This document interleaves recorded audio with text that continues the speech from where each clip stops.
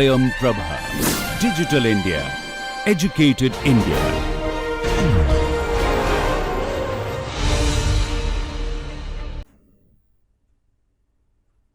So, we are in the second lecture of module 7.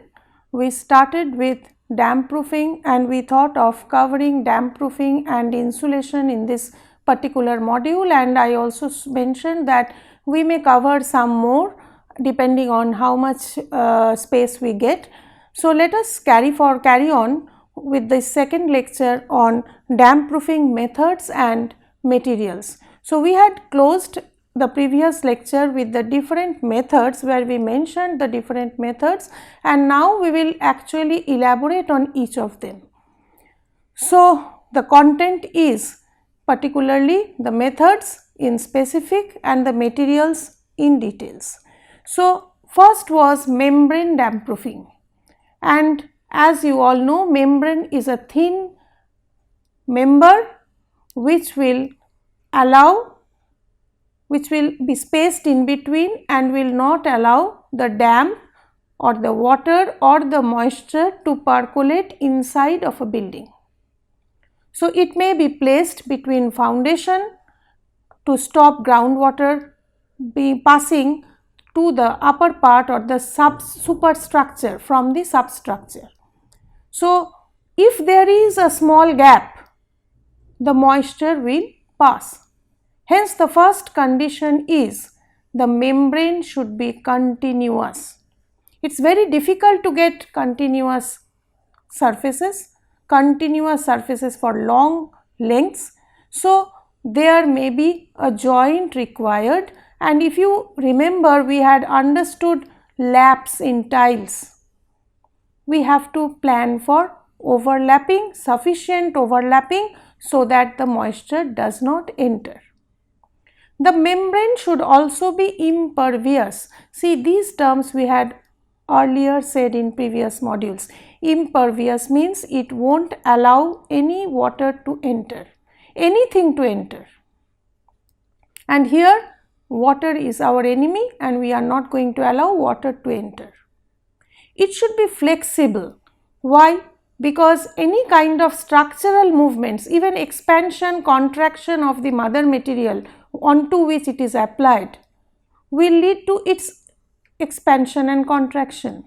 So, the material should be flexible enough to move or to change place without any cracks, and it should be capable of taking thermal changes. So, in different climatic conditions, there is a variation in temperature, that means hot summers, cold winters, day and night difference in temperatures. So, it should not disintegrate or degrade very soon. So, it should have a long life because it will be actually unreplaceable from that place in certain cases. So, it should be withstanding thermal changes.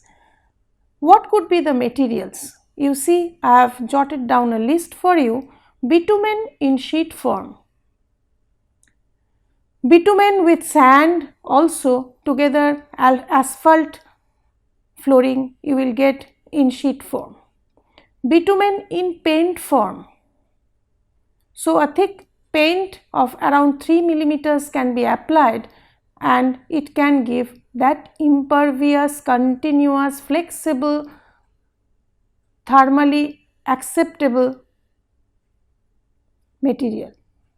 Other materials which have come presently is ethyl propylene diene monomer, which is called in short EPDM sheets. We also have seen use of plastic sheets which are very cheap, PVC sheets also which are behaving similar to that of the EPDM sheets. But yes, EPDM sheets have a longer life. We also can depend on metal sheets. So, metal sheets can also be applied in a sandwiched form inside some material to make the entire structure waterproof. Other than these flexible materials, so called flexible, impervious, continuous material which may be obtained in sheet form, roll form, etc., we can have rigid materials as a membrane, like rich mortar 2:3, that is 2 parts cement, 3 parts sand, say around 4 centimeter to up to 15 centimeter, that is a slab, plain cast slab, or a concrete slab 1:2:4, you can use as a rigid membrane. So, concrete acts as a membrane damp proof. First class bricks, dense stones without any cracks or porousness, with rich mortar as plaster or maybe without any plaster, can also be considered as rigid material as membrane damp proofing. So, if your wall, external wall, is made of very good quality brick which are very negligible water absorbing, or made of stone which is dense, then you may call it as a membrane damp proofing. So, let us see how the conventional material, that is bitumen sheet, being applied. You can see the picture where you see a person is actually rolling out and you see here there is a fire on. So, this fire has helped this bitumen to get locally molten, and that is actually helping it to stick to the surface onto which it is put. So, you can understand that this is a rooftop, and on rooftop, to make this flat roof totally waterproof, because it is going to experience or get the entire rainfall on it, it is torch applied, that is, it is pasted kind of. So, this locally entire sheet is molten and it is pressed onto the surface, and you can see the rolls are having a fixed width. So, it will obviously have overlaps when one layer finishes. You can see there is a line here. When one layer finishes, the other layer should overlap on top of it, and it should be in the direction of the slope. You have to remember that too.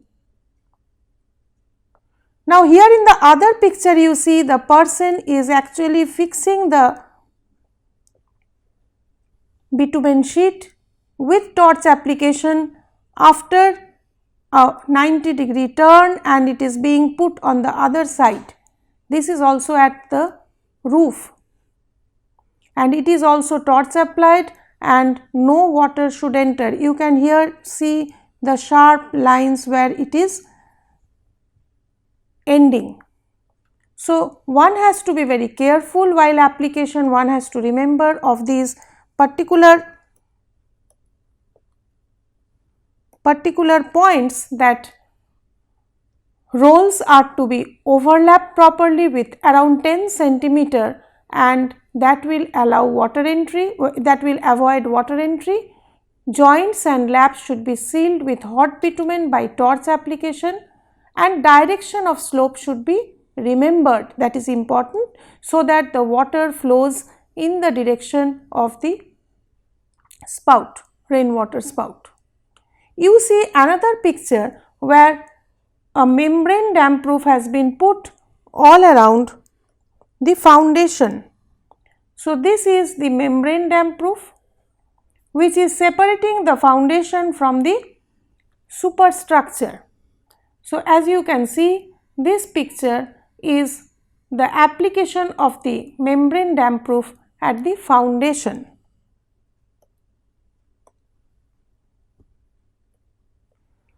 We also see the application of EPDM sheet.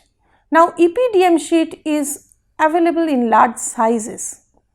As the bitumen felt was available in 30-meter length, but on width side it was only 1 meter. EPDM sheet may be around 10 meter into 10 meter or even larger. So, the problem with it is fixing the membrane on or the EPDM sheet on the entire surface. You have to fix it at certain points. So, that is done by fixing screw and plastic washers on the roof surface. These plastic washers help the water not to enter through the holes created by the screw. That is the principle for any kind of screwing system of the roof. So, you have to put a washer. But the important point is these are stable at a wide range of temperature. You may see it is -40 to 120 degrees centigrade. It is resistant to ultraviolet rays of the sun. So, if it is kept exposed for years together with a very wide difference in temperature, this kind of sheet will stay. It is also not having any chemical reactions. Coming to the next, it is metal sheets. You can see in this picture that the metal sheet has been, corrugated metal sheet has been applied in this particular zone. So, this is the wall, this is where the corrugated metal sheet has been inserted when the slab was being cast. This is completely impervious, resistant to moisture, atmospheric corrosion. Such materials are to be taken like aluminium, lead, copper. We have learned these non-ferrous metals. So, we are not going for ferrous metals in specific because if they experience some damp, that may get ruined, and it may be a flat metal sheet or a corrugated metal sheet. So, this kind of metal sheet also helps as a membrane damp proofing.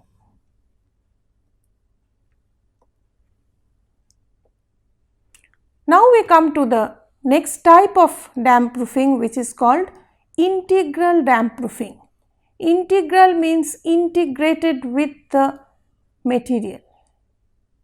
It is usually added in the concrete mix or the mortar mix when it is a case of plastering. These materials are usually soapy materials. That means it will be repellent to the water.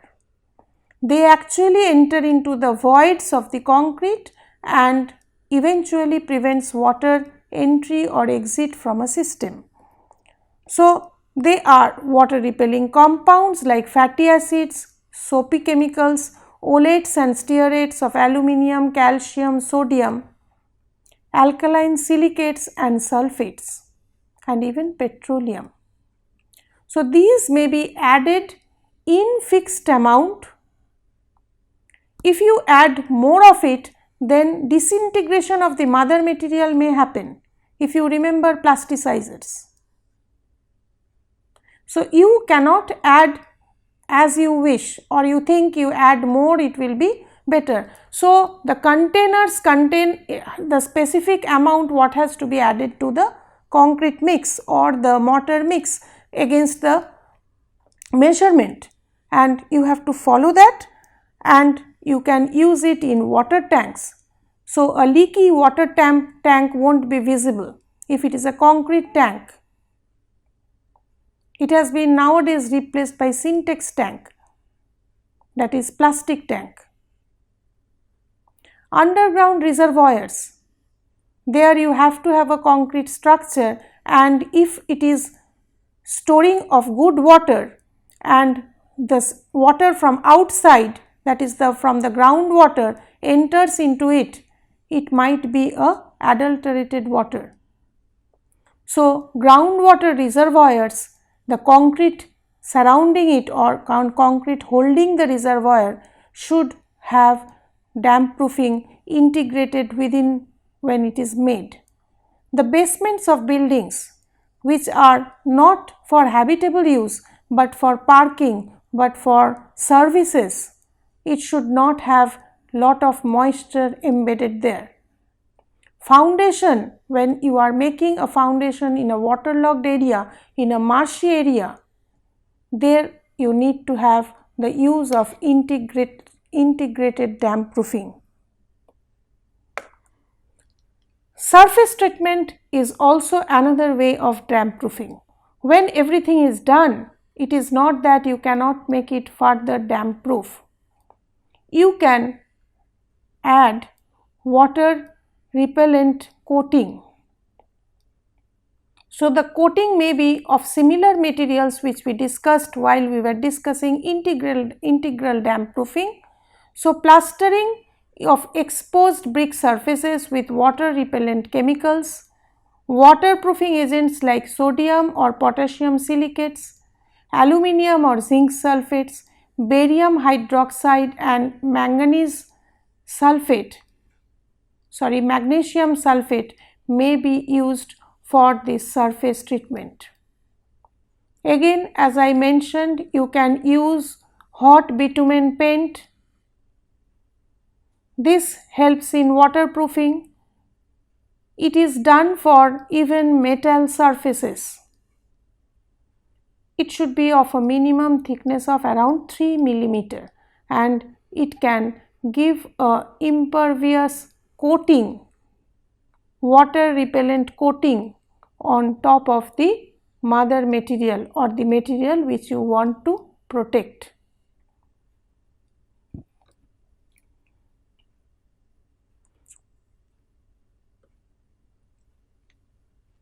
Now we come to cavity wall construction. Now what is cavity wall? You have a main structure and then see the red wall here. This red wall is an additional wall that has been planned and made just in front of the inside wall or the main wall, where the outer skin experiences a lot of weather action and it may be rain, it may be moist condition and a lot of water can even seep in, but will get trapped into this cavity in form of moisture or in form of water, and at the end you will see there is a hole, there is a gap through which this moisture can actually escape.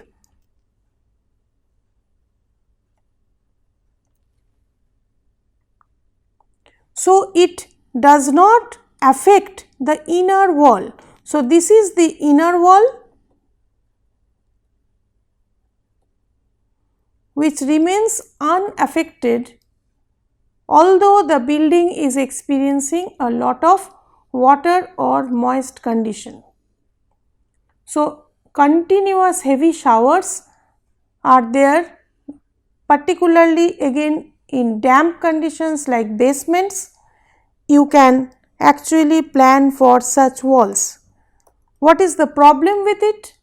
It will take a lot of area.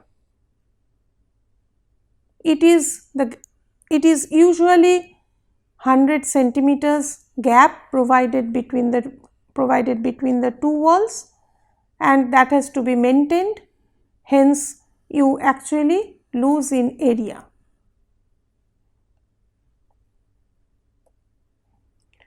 It is space consuming and the cavity is usually 100 millimeter wide.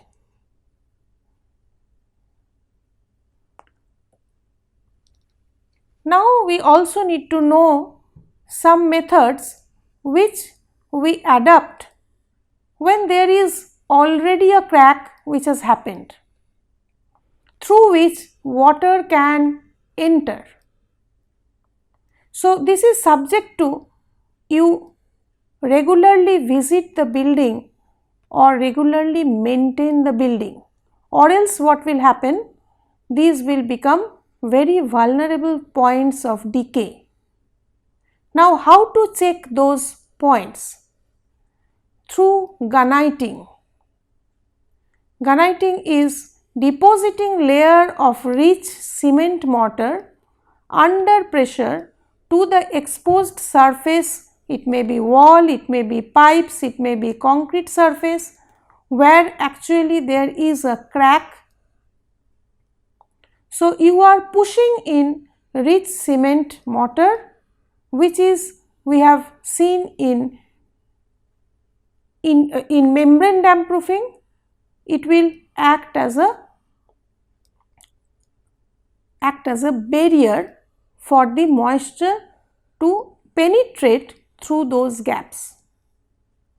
So, you are actually filling in the gap. Now, how can these cracks happen? It can happen due to structural deformities. It may happen due to some leakages inside the building.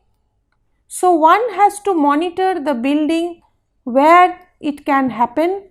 They have to look for and then take such action. Similar is the method of pressure grouting. You can see in this picture there are some points where from the pressure grouting is done. You can see these points. So, these are points where from injection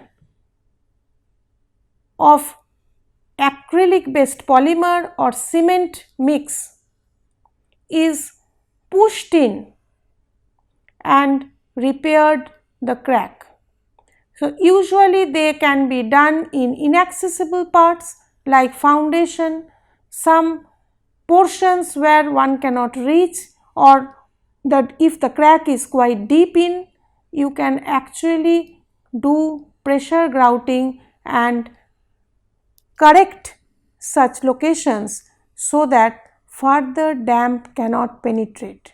Some damage may happen, but continuous exposure to sunlight can help escape the moisture which was trapped in. So, through these slides, actually we could bring to you the different types of damp proofing. Now, damp proofing is very important, and damp proofing is a part of building maintenance, maybe not as a part of building material, but yes, if one is very careful when they are making in the process, the building is in the process of its making, if you at right places apply the techniques, then you may get eventually a building which will not require a maintenance for a long time. So, one has to be very careful on which are the vulnerable points which I discussed in my previous lecture, that is the sources of damp.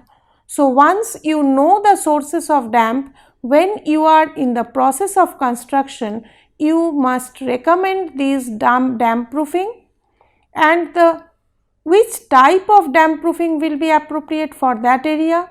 And as I told you, gunniting and pressure grouting, these are corrective measures which can be done at a later time, but eventually if you are taking steps from the very beginning, you may not lead to any damp structure, and you can get a damp free structure for a long period of time. So, thank you.